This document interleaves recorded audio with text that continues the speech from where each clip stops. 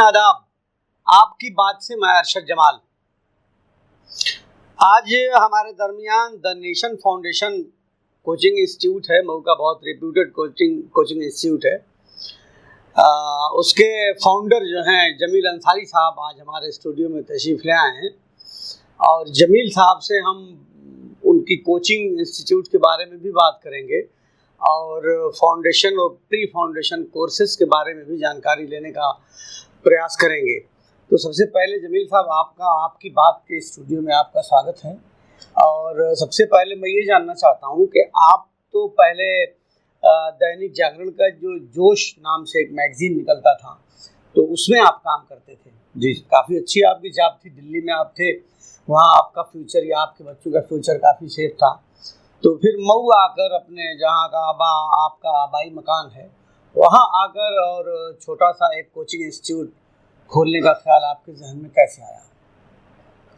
जी, सबसे पहले तो आपका बहुत बहुत शुक्रिया, आपने इस चैनल पे मुझे अपनी बात के रखने का मौका दिया। शुक्रिया चेयरमैन साहब। ये बात जो है कितनी बार शायद मैं बता चुका हूँ, लेकिन चूंकि ये बात ऐसी है कि बतानी चाहिए। जी, दैनिक जागरण में जैसे आज इन्होंने नाम लिया चेयरमैन साहब ने कि जोश कॉलम, जोश एक मैगजीन भी निकलती थी और दैनिक जागरण का जो एजुकेशनल पोर्टल है ऑनलाइन उसका नाम भी है जागरणजोश.com। मैं वहाँ पे as a senior content manager काम करता था। पढ़ाई लिखाई का जितना ऑनलाइन काम होता था वो सब मैं ही देखता था। जितने बोर्ड्स हैं वो सब मैं देखता था, CBSE board, UP board, Bihar board, जितने बोर्ड का नाम ले लीजिए आप। कॉम्पिटिटिव एग्जाम में आपका जेई, नीट, ये सब मैं ही देखता था। करीब 7 साल मैंने वहाँ जॉब किया और बाकी 3 साल दूसरी कंपनीज में काम किया। लेकिन जब मैंने सुपर 30 कोचिंग जो कि बिहार में है, और शायद ही कोई पढ़ने वाला बच्चा होगा जो सुपर 30 कोचिंग को ना जानता हो, और जो ना जानता रहा होगा वो जब उनके ऊपर मूवी बनाई गई तो सबने जान लिया। आनंद सर जो कि सुपर 30 के फाउंडर हैं, उनका जब मैंने इंटरव्यू किया 2-3 बार और एक बार पर्सनली उनसे जाके हम लोग को पटना में मिले भी, उनसे मैं बड़ा मुतासिर हुआ। चलो अच्छा। उन्होंने ये कहा कि देखिए लाखों लोगों में कोई एक ऐसा डिसीजन लेता है जैसे मैंने लिया। उनका भी जो है किसी बाहर की यूनिवर्सिटी में मैथमेटिक्स में पीएचडी के लिए एनरोलमेंट हुआ था, नहीं गए वो। तो कहे कि बाबू देखो तुम्हारी बहुत अच्छी जॉब है, बढ़िया रूम है, बढ़िया कंपनी है, बच्चे आराम से रहते हैं, अच्छी सैलरी हर महीने क्रेडिट हो जाती है, लेकिन कभी दिल में अगर ये ख्याल आए तो सोचना कि जिस मिट्टी से तुम पैदा हुए हो, जिस मोहल्ले से पैदा हुए हो, वहाँ के बच्चों को क्या वो सुविधाएं कब मिलेंगी। तुम्हारे माँ बाप ने पढ़ा दिया तो तुम उनको कब सुविधा दोगे, कैसा क्या करोगे। तो ये बात मेरे दिल में बड़ा गहरा असर कर गई। और उसी से पहले भी मैं जैसे बहुत सारे स्कूलों में आता रहा, पढ़ाता रहा, कॉम्पिटिटिव एग्जाम में बच्चे सेलेक्ट होते रहे, तो कहिए कि एक तरह से मेरा ज़मीन भी तैयार हो रहा था। फिर मैंने एक बार सोचा कि नहीं यार, चलना चाहिए, आज की ज़िंदगी तो यहाँ भी है लेकिन मऊ में चलना चाहिए, कोशिश करनी चाहिए। और अल्लाह ने हुनर दिया है पढ़ाने का, चलना चाहिए, एक छोटा सा इंस्टीट्यूट डालना चाहिए और मेहनत करेंगे, इंशाल्लाह कामयाब होंगे। तो वहाँ से ये दर्द में लेके आया कि नहीं, हमारे यहाँ के बच्चे जो गरीब बच्चे हैं, जो मेडिकल और इंजीनियरिंग का सपना नहीं देखते हैं, क्योंकि कोटा बहुत महंगा है, रहना खाना, तो उन बच्चों को भी क्यों नहीं सपने दिखाने का जो है हुनर सिखाया जाए। इसी ड्रीम को, इसी सपने को लेके मैं मऊ में आया सर। अच्छा, ये बताइए, लगभग मेरे ख्याल 3रा साल होगा शायद। जी। तो क्या हसूलियाँ बना रही है कोचिंग इंस्टीट्यूट क्या? देखिए, द नेशन फाउंडेशन जो आपका कोचिंग इंस्टीट्यूट है, हाँ, उसकी हसूलियाबियाँ क्या रही हैं? देखिए हसूलियाबियाँ, आई थिंक मैं समझता हूँ कि आप पूछ रहे हैं उसकी उपलब्धियाँ या कामयाबी, है ना। देखिए सर, शुरू में तो मैं आया था, आप यकीन नहीं मानेंगे, मैं एक बच्चे को पढ़ाने के लिए उतनी बड़ी कोचिंग खोलता था, 8 कमरों की, एक बच्चे को पढ़ाने के लिए। मेरे घर वाले कहते थे कि अबे तुम कहाँ आके फंस गए हो, जाओ वहाँ, कब तक यहाँ का, और यहाँ पेइंग कैपेसिटी भी बहुत कम है, लोग कम फीस देते हैं। मैंने कहा नहीं, पेड़ जिस दिन लगाओगे उसी दिन फल नहीं लगता है, पेड़ को खाद पानी देते रहना चाहिए। बहरहाल, तो चेयरमैन साहब ने पूछा है कि मेरे कोचिंग की क्या कामयाबियाँ हैं या उपलब्धियाँ हैं या कितने सिलेक्शंस हुए हैं, छोटी एकदम सीधी भाषा में।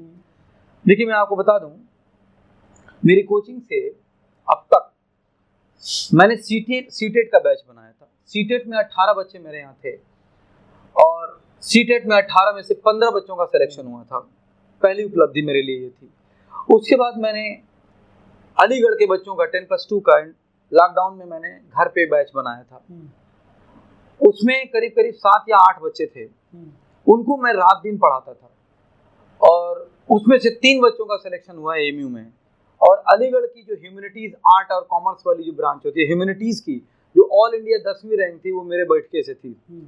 ये एक कामयाबी थी।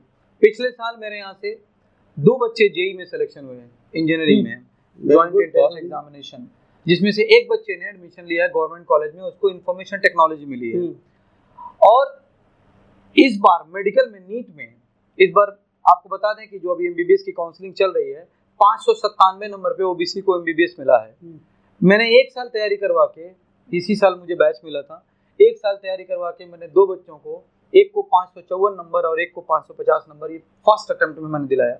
जो 550 नंबर था वो बच्चा अलीगढ़ से +2 किया था, तो इंटरनल था, तो उसको 550 नंबर पे अलीगढ़ में बीडीएस की काउंसलिंग उसकी मिल रही थी। उसके घर वालों ने कहा जमील भाई जब 1 साल तैयारी करके इतना आप पहुंचा दिए हैं तो क्यों नहीं 1 साल और तैयारी किया जाए। मैं को बिल्कुल करिए, हो सकता है एमबीबीएस में आ जाए। तो ये रही मेरी उपलब्धियां।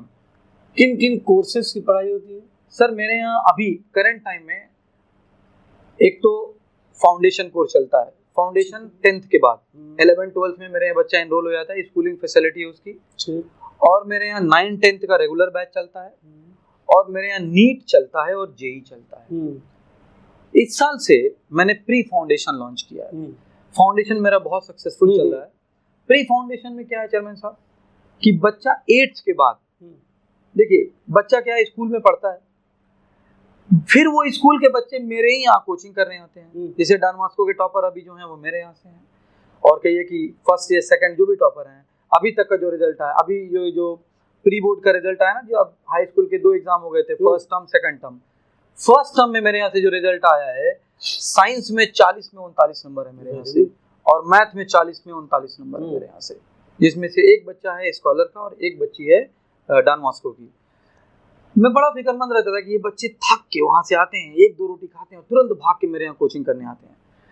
तो वहाँ पे दिल्ली, बेंगलोर और कोटा में जो सिस्टम है फाउंडेशन का, तो मैंने कहा कि मऊ में भी जब मुझे तजर्बा है तो क्यों नहीं प्री फाउंडेशन लॉन्च किया जाए।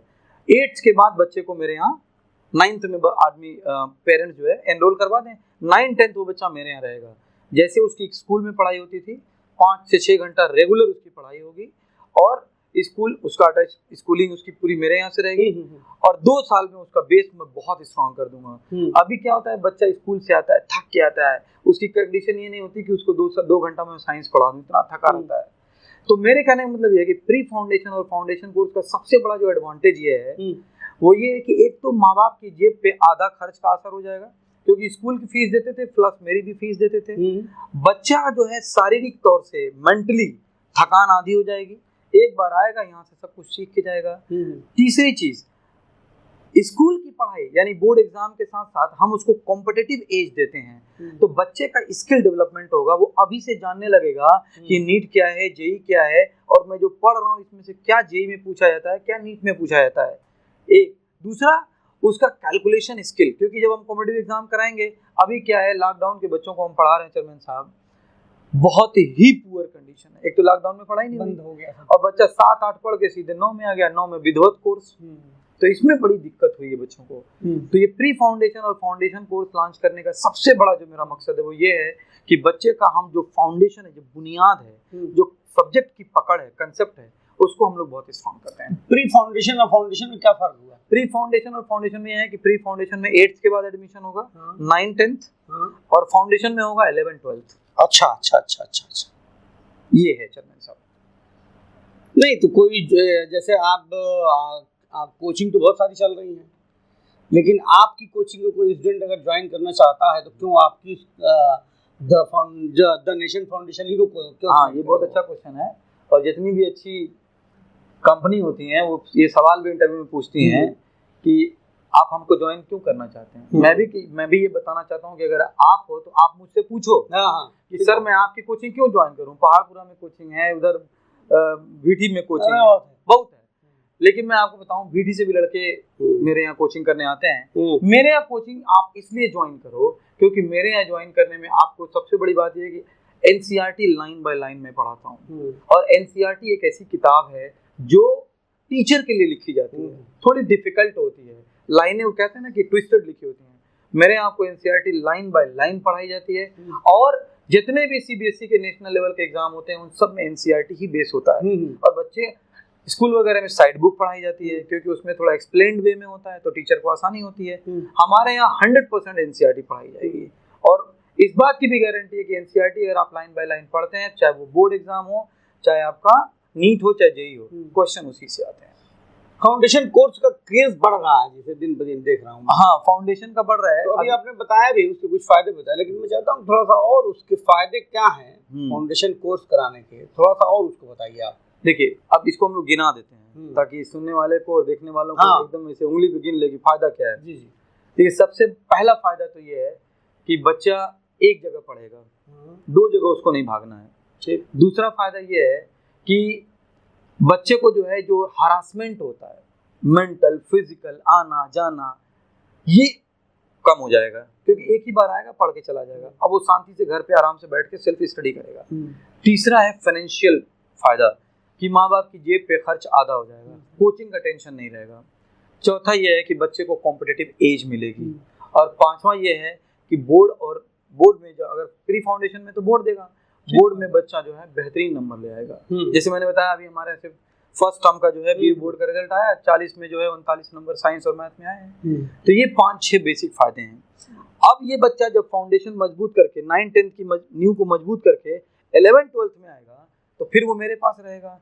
तो जो, क्योंकि जब आप 11th में जाते हैं तो साइंस की 3 किताब, फिजिक्स केमिस्ट्री बायोलॉजी अलग अलग, तो बुनियाद पहले से मजबूत रहेगी, तो उस पर वो वाली और जो कोर्सेज है पढ़ाने में मुझे बहुत आसानी होगी। और जैसे ही बच्चा 11th-12th मेरे यहाँ से प्री फाउंडेशन कंप्लीट करेगा, 12th के साथ ही वो कंपटीशन बीट करेगा। और इंशाल्लाह मेरे यहाँ फाउंडेशन चल रहा है, आपसे दुआ की दरखास्त भी है कि इस फाउंडेशन कोर्स के खत्म होते ही इंशाल्लाह हम लोग नीट में सिलेक्शन देंगे। अच्छा, तो ये हॉस्टल की भी सुविधा है या आप? हाँ, लड़कियां, क्योंकि बहुत सारी कॉल मेरे पास आती थी बाहर से, जैसे कोपागंज हो गया, बहादुरगंज हो गया, मुबारकपुर हो गया, कि सर हॉस्टल फैसिलिटी चाहिए ताकि बच्चियां जाएं। तो पिछले साल मैंने हॉस्टल फैसिलिटी भी लॉन्च किया है, बड़ी बेहतरीन है हॉस्टल फैसिलिटी हमारे यहाँ। तो बच्चियां उसमें से बाहर से आके रह रही हैं। बच्चे हॉस्टल में हो गए? अभी मेरे यहाँ शुरुआत मेरे यहाँ से 7 या 8 बच्चों से हुई थी। हाँ, बच्चियां रह रही हैं, उनके खाने की, उनके रहने की सारी फैसिलिटीज है जैसे बाहर होते हैं। जमील साहब, जो सवाल मेरे जहन में आया हो, और कोई बात जो आप बताना चाहते हो श्रोताओं को, जो जरूरत समझ में आती है कि वो समझना चाहिए? हाँ, देखिए, एक चीज ये है कि एक कंफ्यूजन है पब्लिक में, पेरेंट्स में, उनको लगता है कि बच्चा स्कूल नहीं जाएगा, अभी उसके स्कूल जाने के दिन है, बच्चा स्कूल नहीं जाएगा तो उसकी स्किल खत्म हो जाएगी, क्यों कोचिंग जाएगा।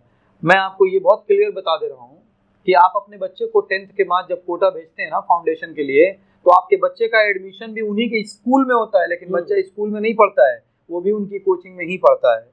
तो ये दिमाग से निकाल दीजिए कि स्कूल जाना जरूरी है स्किल डेवलपमेंट के लिए। वहाँ भी टीचर हैं, मेरे यहाँ भी टीचर हैं। स्कूल में बस एक वो होता है कि शुरू से हम लोग देखते आ रहे हैं कि बच्चा सुबह जाता है, शाम को आता है। अगर स्कूल की पढ़ाई उतनी एनफ होती तो फिर बच्चा और मेरे जैसे कोचिंग को मार्केट में रहने की जरूरत नहीं होती। स्कूल में पढ़ाई जो भी हो रही है, स्कूल के मैनेजर्स को कहीं ना कहीं ये हिडन, छुपे तौर से वो जाहिर नहीं करते हैं। ये क्लैरिटी है कि मेरे यहाँ 600 बच्चे अगर 11th में आए तो माइंड मेकअप बना के बैठे हैं कि 600 में 10 से 15 बच्चे तो अच्छी कोचिंग करते ही होंगे, वो 95+ लाएंगे और उन्हीं का पोस्टर मुझे बनाना है, बाकी बच्चों को उनको नहीं है। हमारे यहाँ कोचिंग में क्या है कि हम एक एक बच्चे का केयर करते हैं। अब आप कह सकते हैं कि अरे आपके यहाँ बच्चे ही कितने हैं कि एक एक बच्चे जितने भी हो, लेकिन एक एक बच्चे का केयर करना ये चैलेंजिंग होंगे, वो तो बढ़ेंगे। मैंने कहा मैंने 1 बच्चे शुरू किया है, आज मेरे यहाँ बहुत अच्छी संख्या है। तो एक तो ये है कि इंडिविजुअल हम लोग केयर करते हैं, और बच्चे का पेरेंट्स को ये जान लेना चाहिए कि स्कूल जाना स्किल डेवलपमेंट के लिए जरूरी नहीं है। आपका बच्चा मेरे यहाँ प्री फाउंडेशन में आएगा, अगर 8th के बाद आता है 9th और 10th में, तो English, social science, Hindi, maths और साइंस, जितने भी 5 सब्जेक्ट होते हैं, ये सारी क्लासेस चलेंगी जैसे स्कूल में चलती हैं। फिर आप वहाँ से वो प्री फाउंडेशन का कोर्स करने के बाद फिर बच्चा क्या करेगा, कहाँ जाएगा? फिर देखिए, उसका बेस मजबूत हो गया 9-10, ठीक है। अब 10th के बेसिस पे वो कोई भी कंपटीशन दे, रेलवे दे, ये दे, वो दे, मैथमेटिक्स अच्छी है, साइंस अच्छी है, वो कोई भी कंपटीशन बीट कर सकता है। क्या फर्क है, जैसे एक आखिरी सवाल के, स्कूल की पढ़ाई में और कोचिंग में, दोनों में क्या फर्क है? सिर्फ और सिर्फ है बच्चे के साथ इमोशनली टीचर का अटैच होना। स्कूल में शायद टीचर जो है, टीचर के पास स्कूल में वो जुनून नहीं है कि मुझे इस बच्चे को कहीं भेजना है। कोचिंग में मेरे पास ये जुनून है कि ये बच्चा अगर सोचता है कि मुझे डॉक्टर बनना है, तो उसके उस हौसले और जुनून के साथ मेरा भी जुनून जुड़ा हुआ है कि मुझे इसको भेजना है। ये बहुत बड़ा डिफरेंस है। मेरे अंदर वो डेडिकेशन है कि उस बच्चे को भेजना है स्कूल में, शायद एक नॉर्मल स्कूल की पढ़ाई है। ये आप सुन रहे थे जमील साहब को, द नेशन फाउंडेशन जो कोचिंग इंस्टीट्यूट है उसके आप फाउंडर हैं। आज बातचीत हुई है, आगे भी ज़रूरत पड़ने पर हम जमील साहब से बात करेंगे। और आपको एजुकेशन के मैदान में काफ़ी जानकारी है और काफ़ी तजुर्बा है, तो इस तजुर्बे का फ़ायदा मऊ के लोगों को आगे आने वाले दिनों में भी उठाना चाहिए। आपकी बात में आपका बहुत इस्तकबाल है। मैं उम्मीद करता हूँ कि आने वाले दिनों में आपका इंस्टीट्यूट जो है वो ज़्यादा तरक्की करेगा, मऊ के लोगों को ज़्यादा फायदा आएगा। आपकी बात से मैं अर्शद।